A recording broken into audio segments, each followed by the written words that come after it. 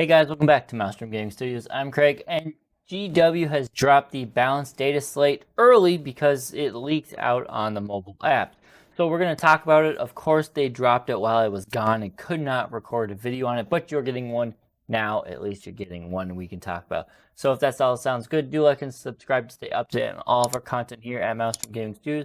We cover a lot of Tyranid-specific stuff. This video is going to focus around the Tyranids and how they have improved in this Balance Dataslate, as well as just other meta talks and things like that. Thank you guys, thank you members for supporting us, and let's dive into today's video.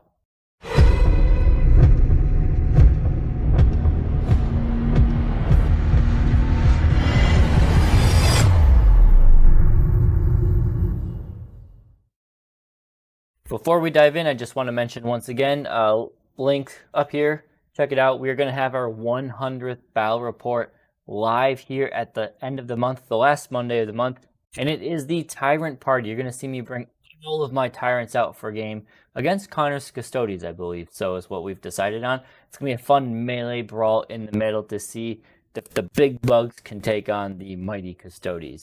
But again, check out link. Click on the notification so you don't forget it. Monday, it'll be, I think we're going to do it at like 1 in the afternoon, U.S. Central Time. That way you guys in the U.S. and in Europe can probably both watch it at least. Now with all that, thank you guys. Hopefully you check it out. Let's talk about the buffs, because that's all it was for the Tyranids were buffs. Not major ones, but good ones. We had 4 units get point decreases. So Tyranid Gene Stealers, if you bring 10 of them, now it is only 140 points instead of 150. It's a nice little buff. Molochs have gone down from 145 to 135. 10-point decrease there. The Neurolictor has got a 10-point decrease, so now I believe it's back to where it started in the Codex at 70 points. It was 70, then it went up to 80, then it went up to 90, and then went back to 80. Now it's back to 70. Again, good. It's a good unit that really helps the Tyranid synergy, so you're going to be wanting to bring these now even more. And a Tervagon. That went down 15 points, which is great. Now staying at 160 points. Not bad. No specific rule changes for the Tyranids specifically, which is bad news for Unending Swarm. We were really hoping to see some sort of revitalization with that detachment.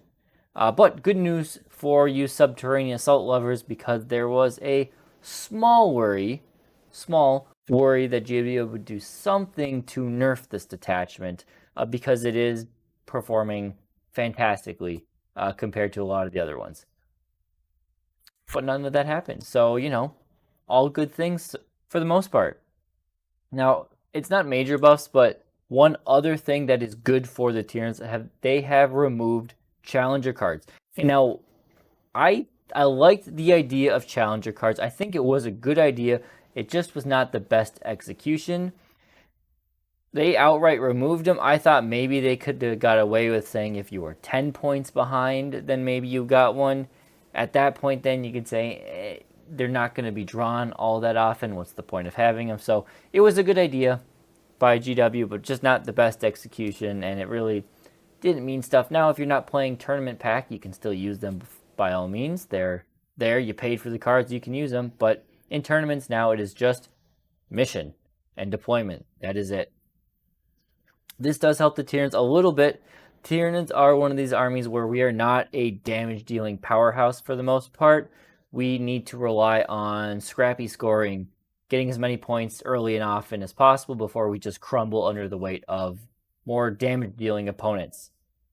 Challenger cards sort of hurt us in that way, because if we did score a lot of points turn 1 and 2, which Tyranids have the potential to do, that punishes us by giving our opponents potentially a challenger card early on, giving them either access to free victory points, typically 3 of them, or in some cases just giving them a strat that could help them outright and do better at killing us, which not great. So again, it might be small and meaningful, but small and not that meaningful, but it could be a little bit of a bump for some of us and other scrappy scoring type of armies.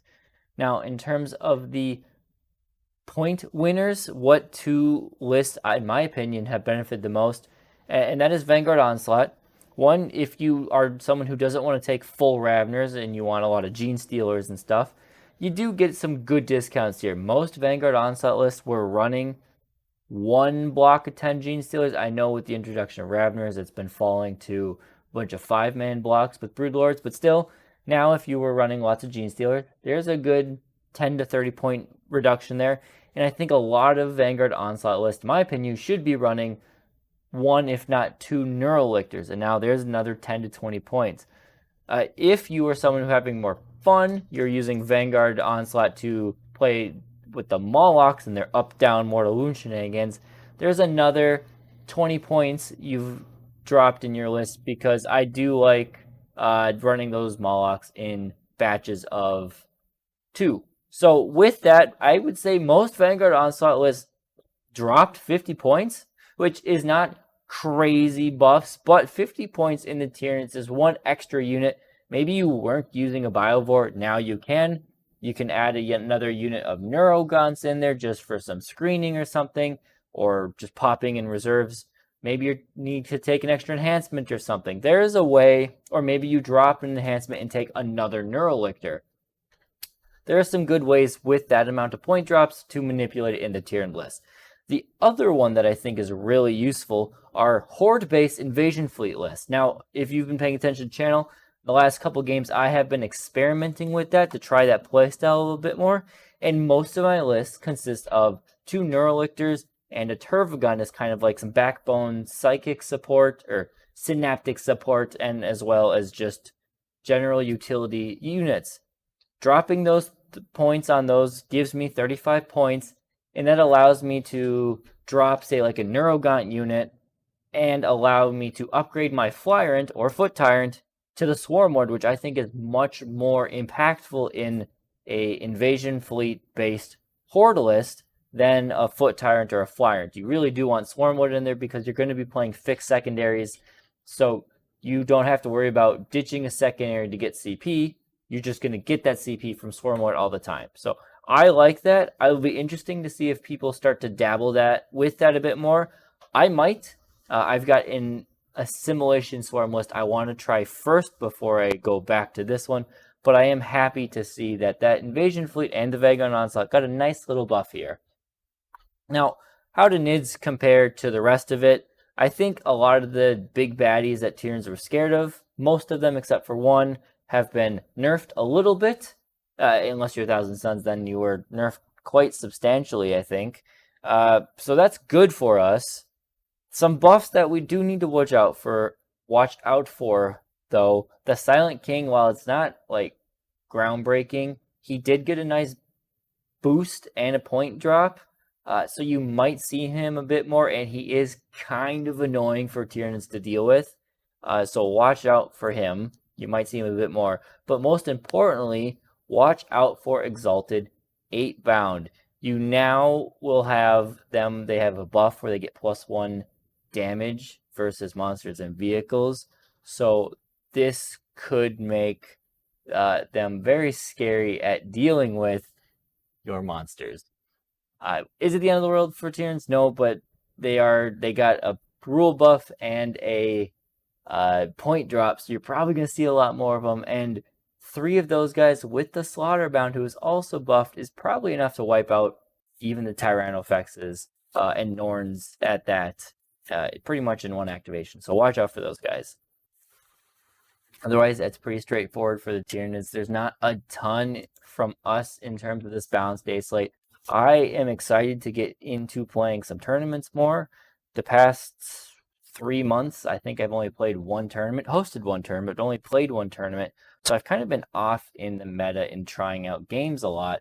But I'm hoping this fall my schedule chills out a little bit and I can start going to 1 or 2 tournaments a month here and try out all these new buffed units and stuff. So let me know what you guys think. Are there any other things that would help the Tyranids or hurt the Tyranids that I missed?